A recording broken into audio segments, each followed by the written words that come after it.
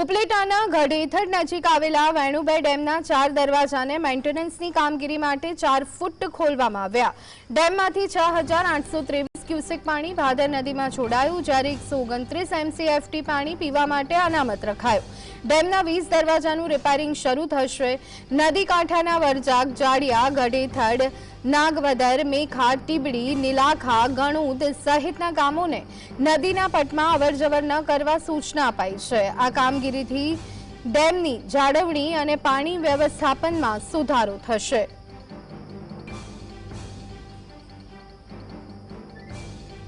એક 6/2025 સવારે 11 કલાકે વેણુબે ડેમમાંથી 6828 ક્યુસેક પાણી 4 દરવાજા 4 ફૂટ ખોલી છોડવામાં આવી રહ્યું છે। વેણુબે સિંચાઈ યોજનાની કુલ સમગ્ર ક્ષમતા 797 MCFT છે, જ્યારે હાલ 293 MCFT જેટલો પાણીનો જથ્થો સંગ્રહાયેલ છે। પાણી છોડ્યા બાદ ડેમમાં 129 MCFT જેટલો જથ્થો બચત રહેવા પામશે, જે પીવાના પાણી માટે ઉપયોગમાં લેવામાં આવશે। આ અંગે વધુ વિગત મેળવી લઈએ। સંવાદદાતા કાનભાઈ અમારી સાથે જોડાઈ ગયા છે। કાનભાઈ, ઉપલેટાના ગઢેથડ ગામે વેસુબે ડેમના દરવાજા ખોલાયા, શું વિગતો?